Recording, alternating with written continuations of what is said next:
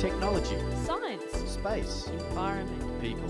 places. It's all totally awesome.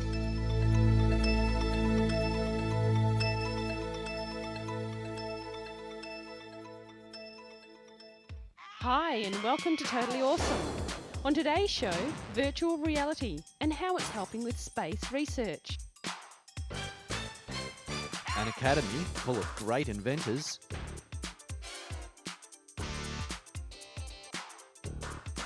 Solving crimes with the help of science.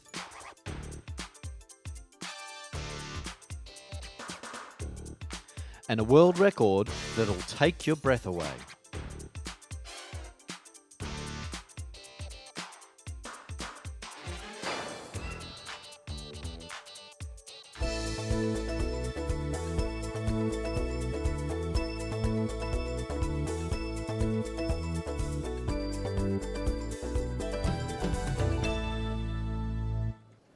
Whether you are a sailor, pilot, builder, farmer, or just wanting to play a game of football, the weather may play an important role in your day. The Met Office is the place where all the information about the weather is gathered and then sent onto the radio and television stations for broadcasting.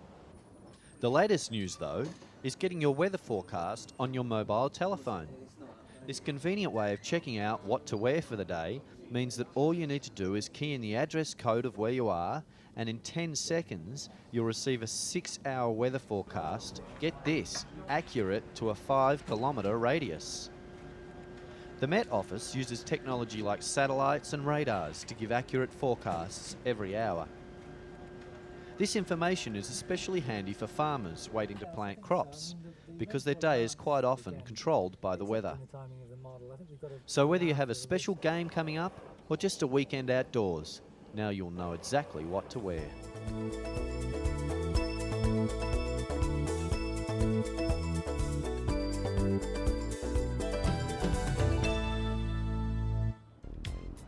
With 1 in 6 children now suffering breathing difficulties such as asthma, it's important that we are constantly looking at ways to improve our environment.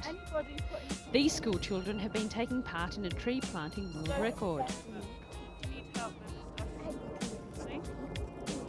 140,000 trees have been planted, with the aim of promoting the conservation of trees and to highlight their importance in our world.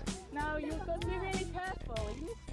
Trees not only look good and give us shade on a sunny day, they also trap the pollution that comes from traffic. A tree-lined street can cut the pollution level by 90% compared to a street with no trees, and they look so good. They are also an important tool in stopping floods. The children enjoyed their work and learning a lesson about why they were planting so many saplings. Cutting down on greenhouse emission is so important that exercises like this one are sure to become a normal part of school learning.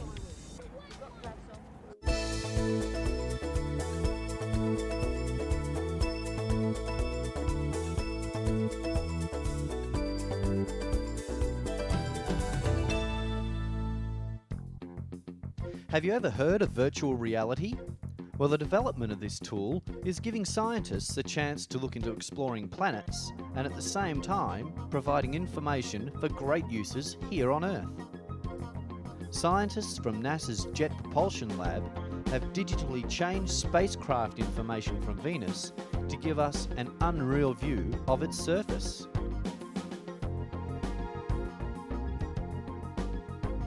They have done this by strapping on 3D visual display goggles and special censored gloves. Now you can be there, right on another planet. Well, virtually. Virtual reality is an idea that dates back to the 60s and is becoming quite a common tool. The American bobsled team practiced their skills for the Olympics with a form of virtual reality. And the Japanese have also developed a system that allows architects to walk clients through a virtual building before it's built.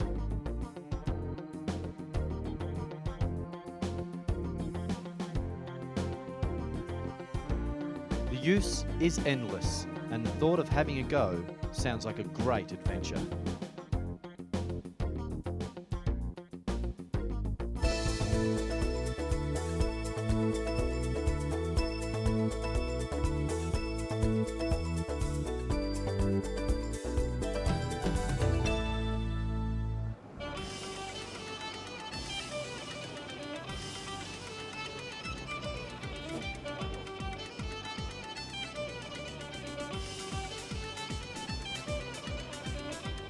If you were a budding inventor with plenty of great ideas, where would you go to show how your invention works? How would you put them together?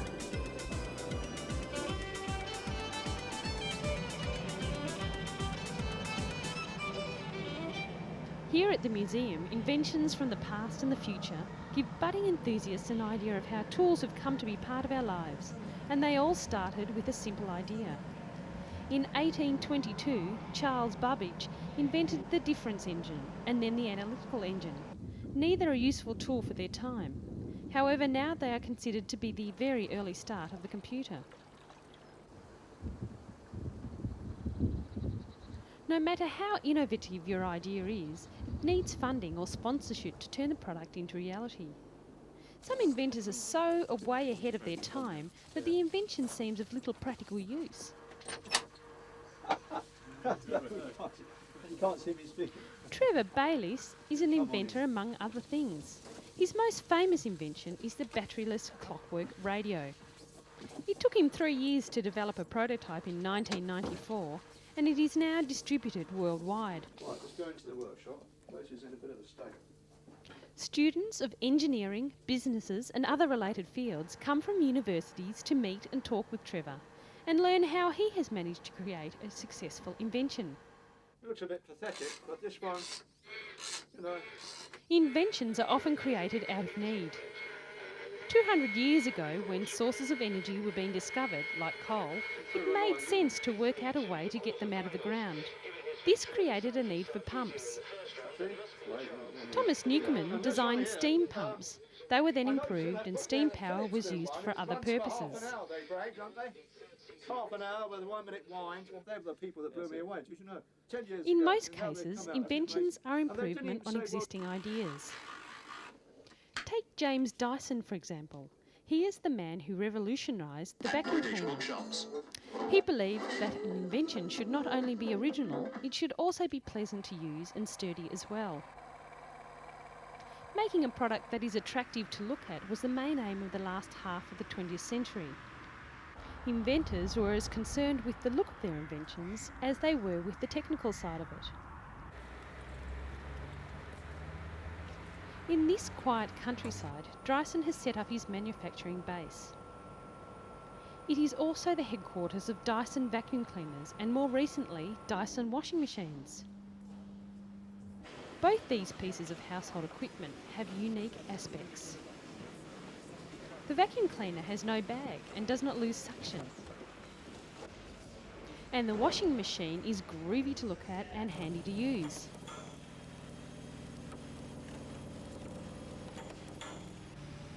Most inventors get involved in their projects so closely that they are unable to assess the marketplace and the passion for the project takes over.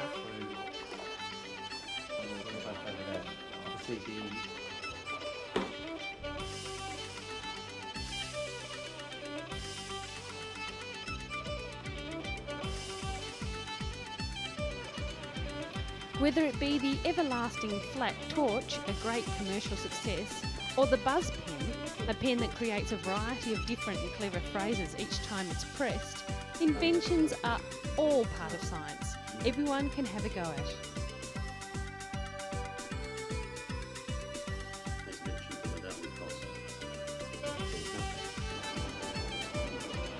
Hopefully, each new invention will contribute to the improvement in the way we all live.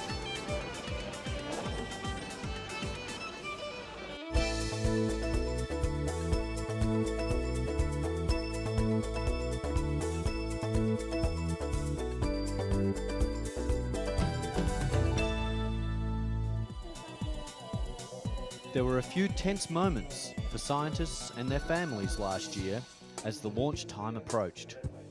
The project was a day later than scheduled, and the previous attempt had resulted in an explosion. This time, however, was the right time, and the European Space Agency's cluster mission blasted off safely. The mission is set to take 2 years and is about investigating the relationship between the Sun and the Earth. 4 satellites are now in space, gathering information about the Sun's radiation and how the Earth's magnetic fields protect us from hot gases, particles and waves that stream out regularly from the sun.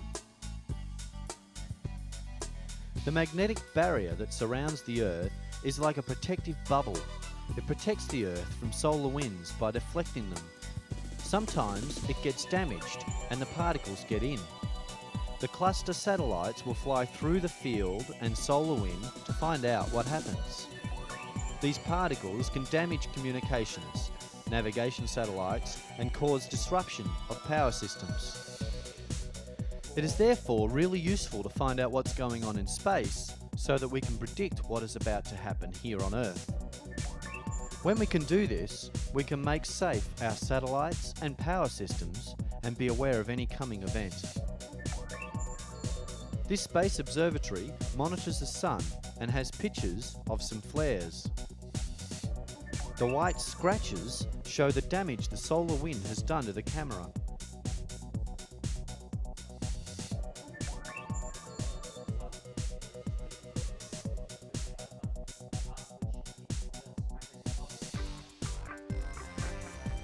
The aurora borealis, or northern lights, are the most visible signs of solar weather hitting the Earth's magnetic shield. The mission will be able to give scientists much needed information so that they can see when these events are going to happen and protect the communication systems we rely on so heavily.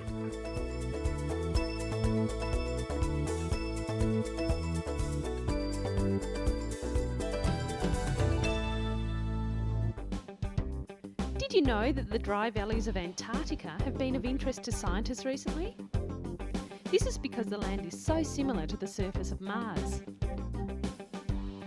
The frozen lakes contain primitive microscopic gnats that live in water below many feet of ice. Researchers are planning to use a form of virtual reality called telepresence to operate a remote-controlled vehicle that can photograph and pick up small samples in this bizarre world. The potential of virtual reality and telepresence in the science world is very exciting. And the chances are that the experiments of today and the research gathered may help produce products we use in the future.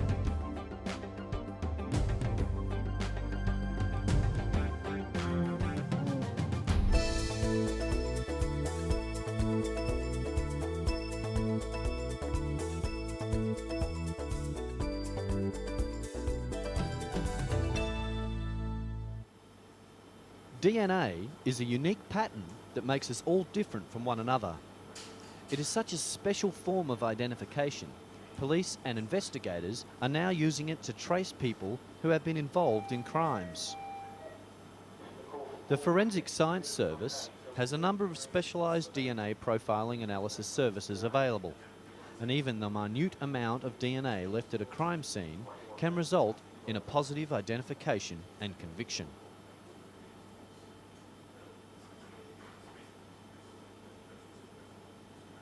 The technology is so advanced that all that is needed is 1/1,000,000th of a gram. That can be as little as someone touching a surface with a fingertip.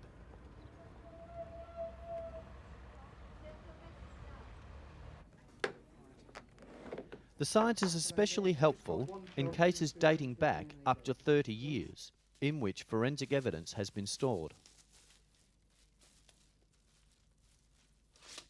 When there have been crimes with no suspect linked to a DNA profile, police have been able to gather leads by asking target groups in the community to give